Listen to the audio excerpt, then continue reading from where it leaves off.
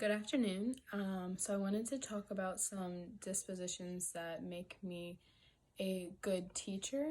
I'm really big on culture. I love culture. I love including all of the culture in my classroom. Right now, I'm actually a first year teacher, and my entire homeroom is ESOL. So working with those cultures are really cool, and getting the students to understand where each one comes from. I think it's a big part in building a firm foundation in your classroom.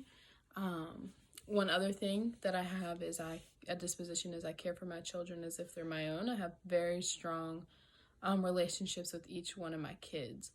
And another disposition that I have that my kids know is I hold them to a very high standard and a very high expectation, and they know that, and I have seen it succeed in my class compared to some other classes with the new teachers who do not have high expectations and standards. Some dispositions that I need to work on as a first year teacher that I've noticed so far is my time management.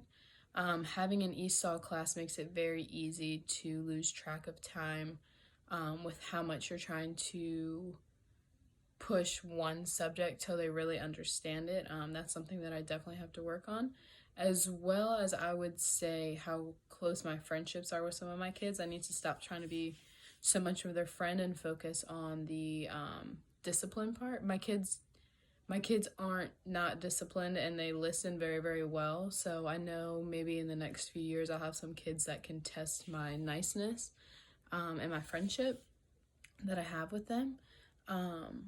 So my dispositions, like I said, help culture a lot because it's one of my biggest heartbeats is for their culture to be seen and to be heard. And I think that this builds a really strong relationship with my kids because it lets them know that I want to understand them and I want to know where they're coming from. A lot of my parents do not speak English, so I have to have a translator, and I also had to figure out ways that they would be able to see our newsletters and ways that I would be able to communicate with them. And that was through class dojos. So it took a lot of research, and I think that that's a really big disposition that I have is finding ways to communicate. Communication is a really big thing, and that has been working really, really well for me.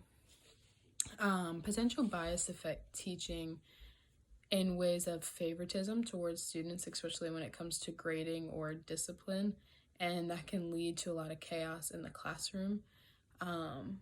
And the way that I anticipate using feedback, I actually just had my first observation yesterday, so I'm excited to have my post conference and see how I can really change the atmosphere in my classroom. If there's something that needs to be changed, any suggestions that I can bring to my classroom, I'm fully open to, and actually excites me to figure out what ways I can become a better teacher since this is my first year.